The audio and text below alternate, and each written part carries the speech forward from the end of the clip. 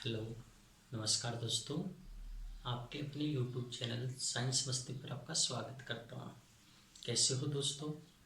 उम्मीद है आप लोग अच्छी होंगी और भगवान से दोस्तों आशा करता हूँ आप लोगों को कोरोना के कहर से बचाए रखे। दोस्तों, आप लोगों से भी अनुरोध है, आप लोग भी सतर्क रहे, सावधान रहे, साथ में जागरूक रहे और लोगों को समय समय पर जागरूक करते रहे। दोस्तों, आज के वीडियो में हम लोग पढ़ेंगे मिरर के बारे में, लेंस के बारे में, दर्पण के बारे में और लेंस के बारे में पढ़ेंगे। दोस्तों, दर्पण और लेंस ये अलग अलग टॉपिक है तो, और दोनों फिजिक्स के अंदर आते हैं दोस्तों।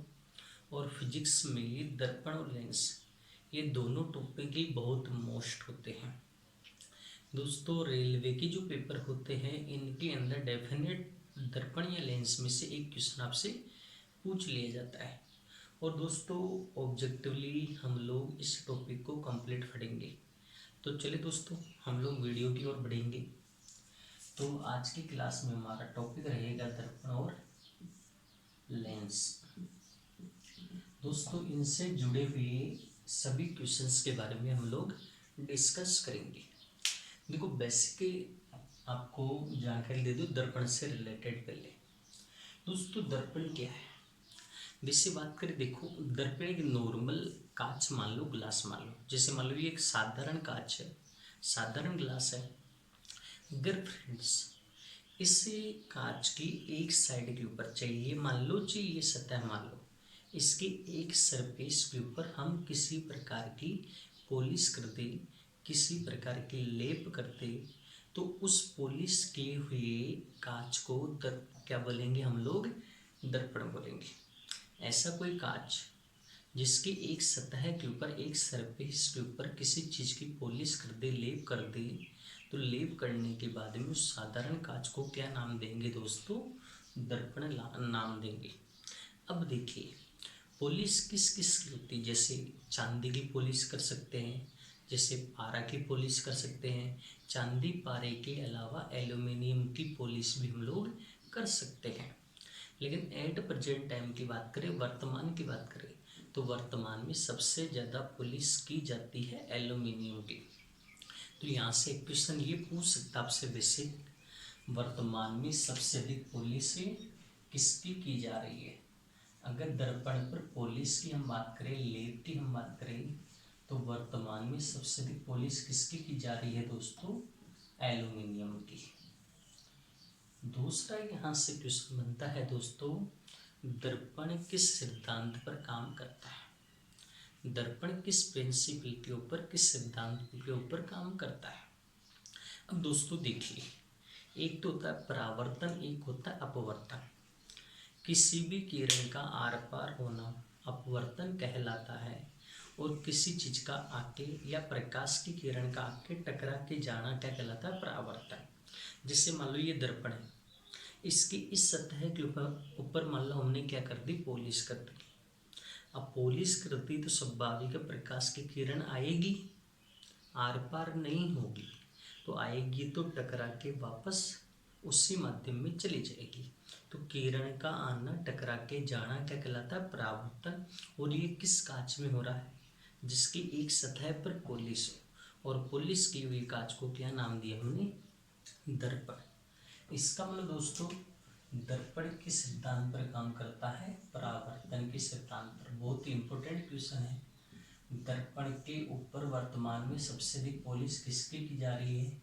एल्यूमिनियम की। और दूसरा क्वेश्चन हो गया, दर्पण के सिद्धांत पर काम करता है? परावर्तन के सिद्धांत पे।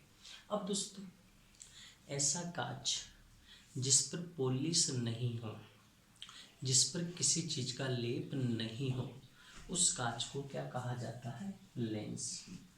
अब मान लो दोस्तों, प्रकाश की किरण का एक माध्यम से दूसरे माध्यम में प्रवेश करना क्या कहलाता है? अपवर्तन। अब ये कोई कांच है जिस पर किसी प्रकार की पॉलिश या लेप नहीं है, इस पर प्रकाश की किरण आएगी तो क्या होगी भाई? आर पार होगी। और आर पार कौन से कांच में होता है? जिस पर पॉलिश नहीं हो, इसका मतलब लेंस। लेंस पर प्रकाश की किरण को डालेंगे तो वो आर पार होगी, और प्रकाश की किरण का आर पार होना क्या कहलाता है? अपवर्तन। इसका मतलब दोस्तों अपवर्तन किस सिद्धांत पर, ये लेंस किस सिद्धांत पर काम करता है? अपवर्तन के सिद्धांत पर।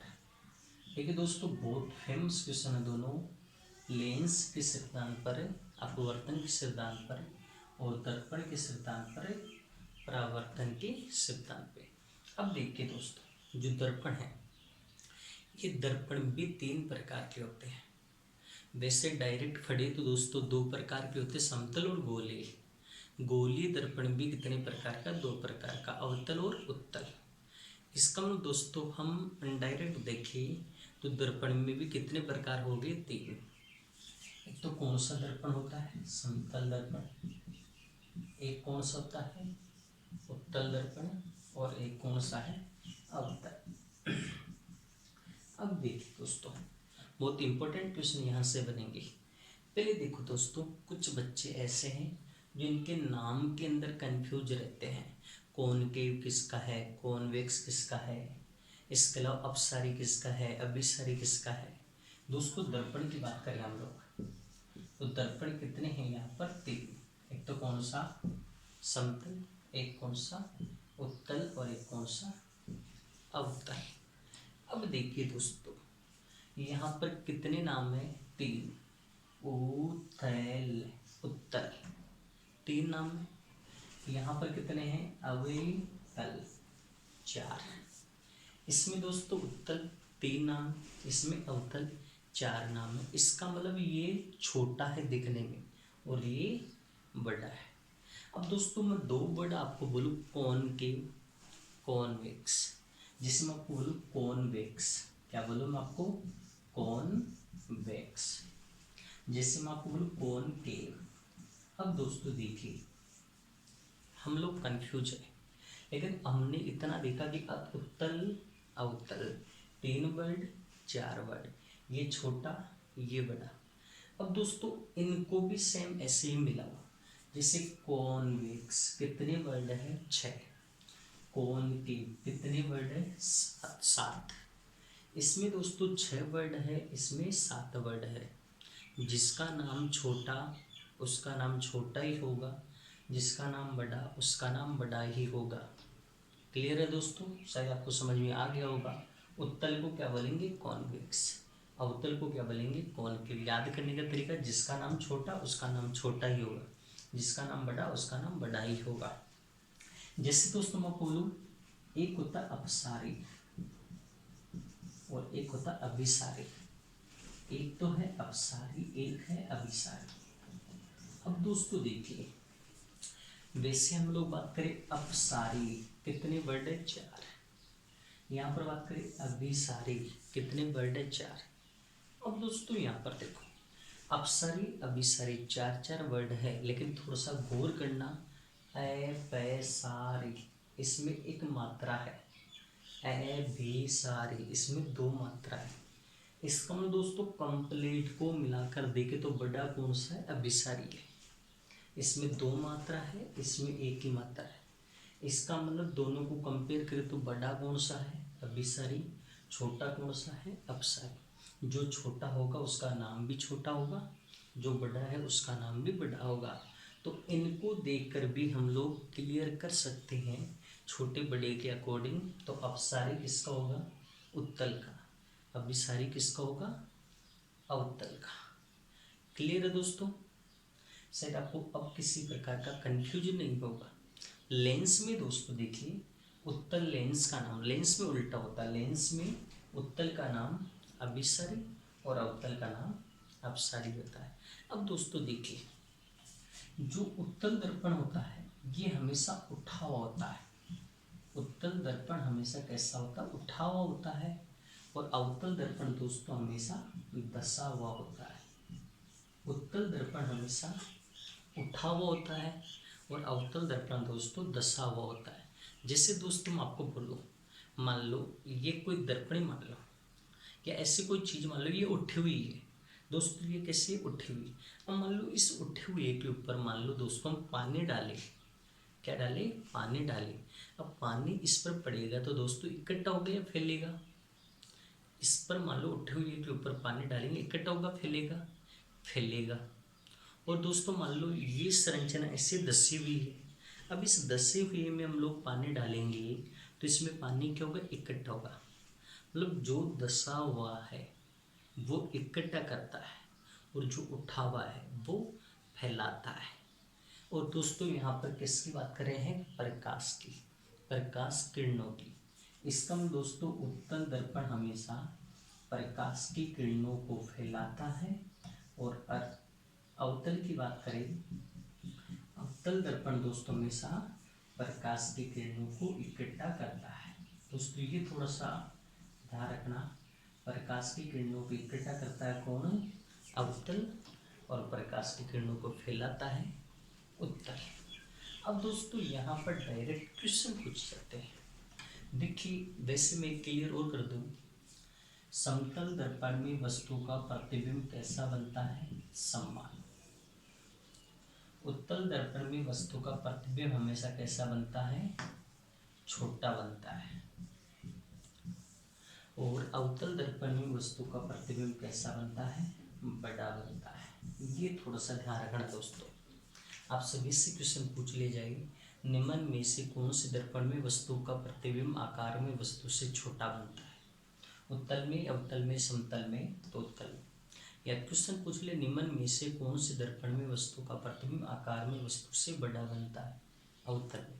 या कौन से दर्पण में वस्तु का प्रतिबिंब आकार में वस्तु के बराबर बनता है, समतल में। ऐसे क्वेश्चन आपसे पूछ लिया जाता है। अब देखिए दोस्तों, बहुत इंपॉर्टेंट क्वेश्चन है, आपसे क्वेश्चन पूछा जाता है, साइड मिरर में किसका उपयोग किया जाता है। बहुत फेमस क्वेश्चन दोस्तों, साइड मिरर में किसका उपयोग किया जाता है। तो दोस्तों साइड मिरर में किसका उपयोग करते हैं, उत्तल का। साइड का मतलब अगल बगल, चाहे वो राइट मानो चाहे लेफ्ट मानो।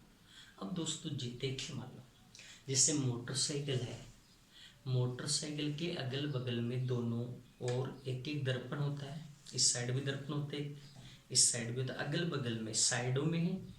अब दोस्तों जैसे मान लो हम लोग मोटरसाइकिल चला रहे हैं, पीछे से कोई बड़ा वाहन आ गया, मान लो कोई ट्रक आ गया या कोई बस आ गई।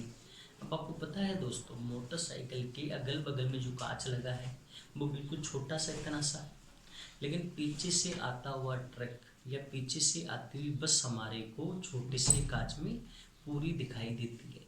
इसका मतलब दोस्तों बस बड़ी थी और पूरी दिख रही है छोटे से कांच में, इसका मतलब छोटी होके दिख रही है। और छोटा कौन बढ़ाता है, उत्तल।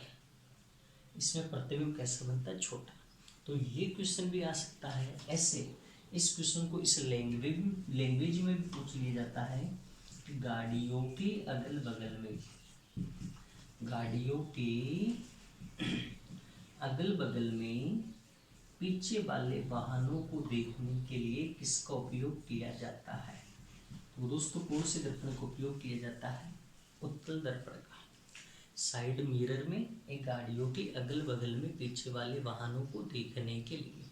अब दोस्तों देखिए, इस लाइन से आपके माइंड में क्या आना चाहिए कि पीछे वाले वाहनों को देखने के लिए किसका उपयोग किया जाता है, उत्तल दर्पण का।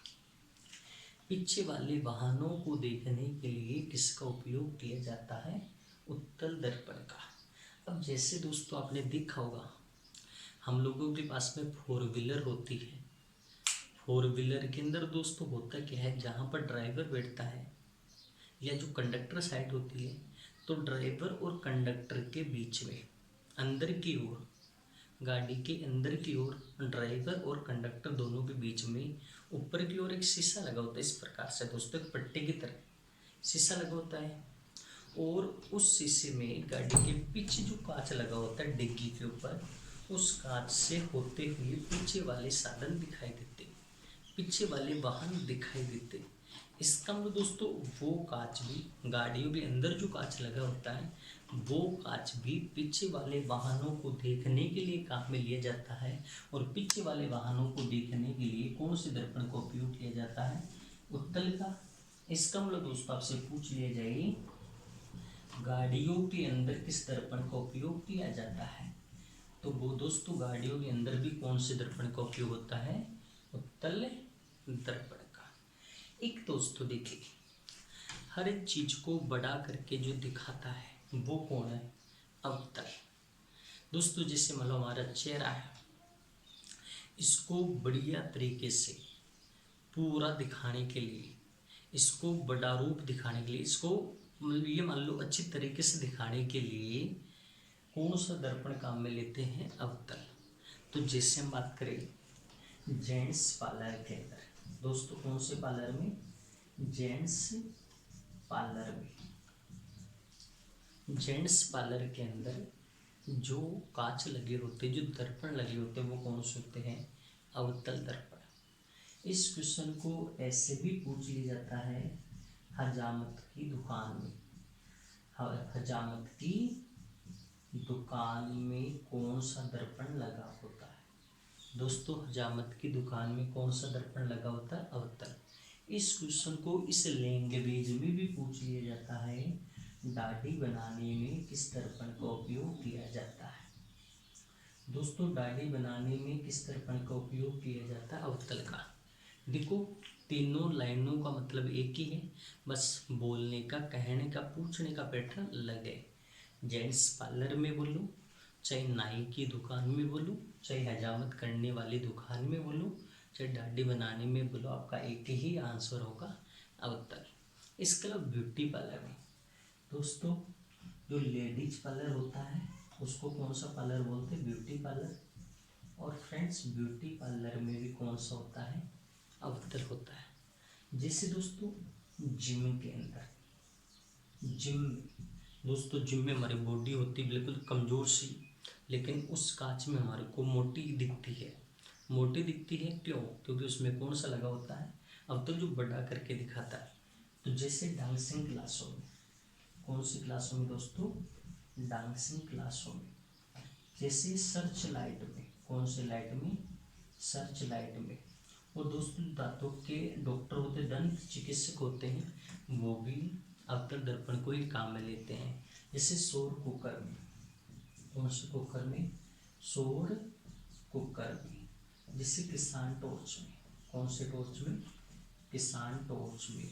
जैसे दोस्तों गाड़ियों की हेडलाइट में, गाड़ियों की हेडलाइट में।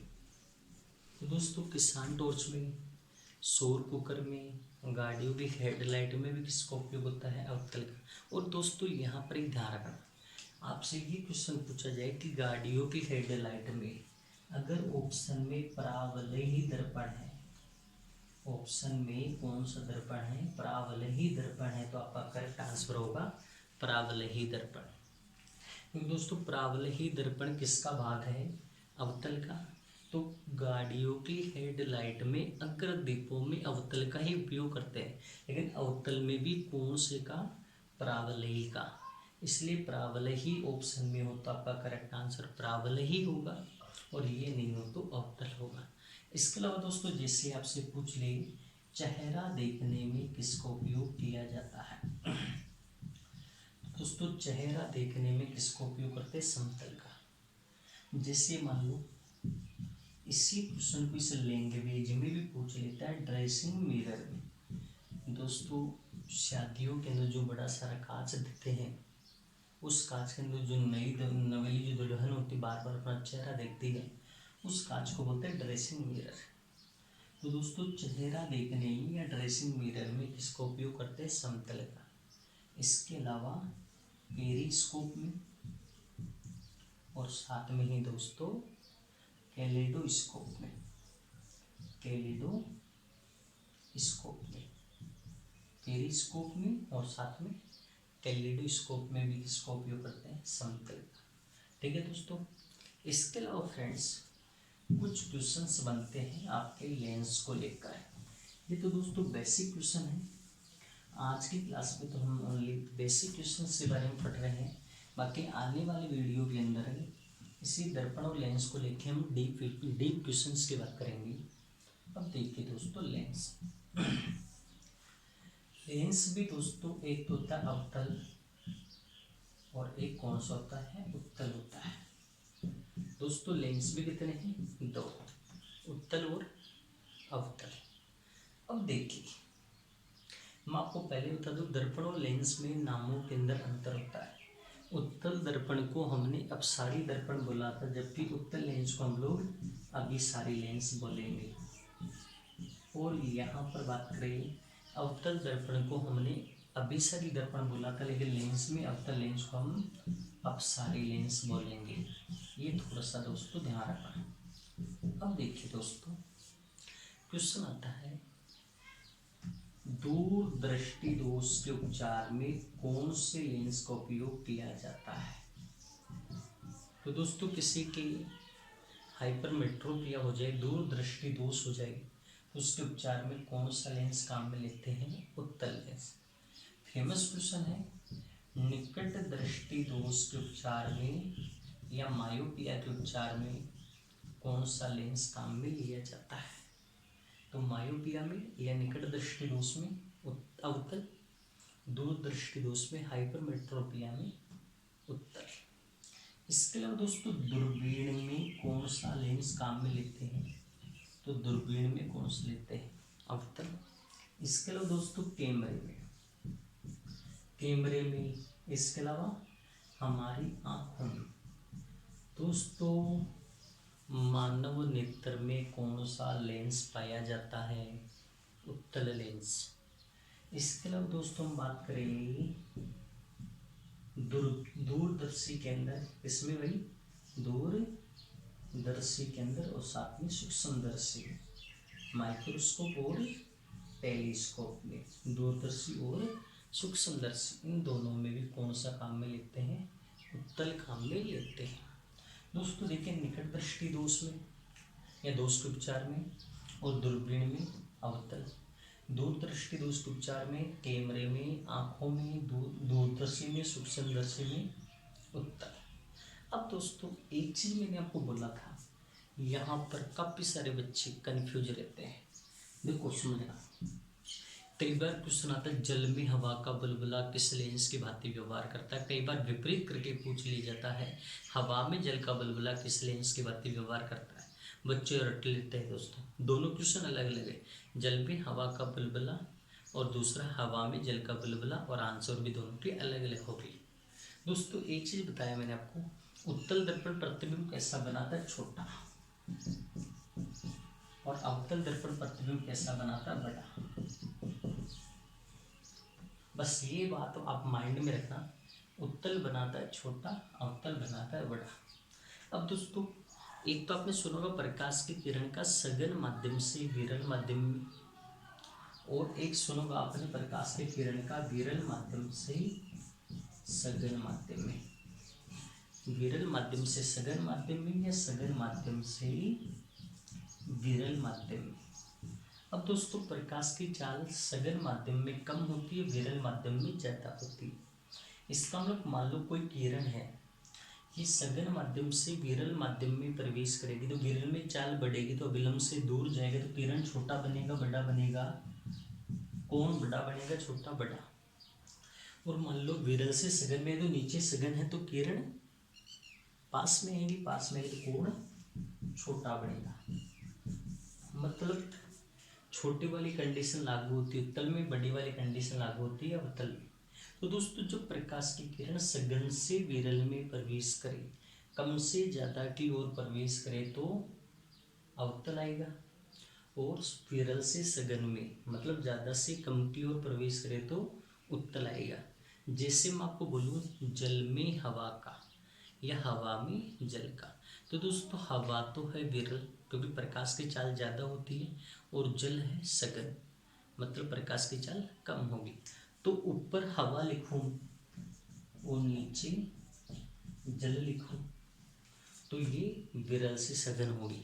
इधर मान लो दोस्तों मैं जल लिखूं और नीचे हवा लिखूं तो ये सघन से विरल हो गया। तो दोस्तों क्वेश्चन आई, जल में हवा का बुलबुला किस लेंस की भांति व्यवहार करता है, अवतल लेंस।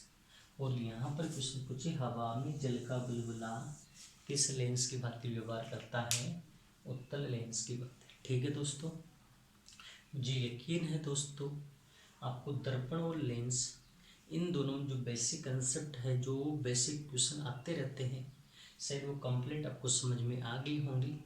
अगर दोस्तों आपको कंप्लीट समझ में आ गया तो आपसे रिक्वेस्ट है कमेंट करके दोस्तों ज़रूर बताएं।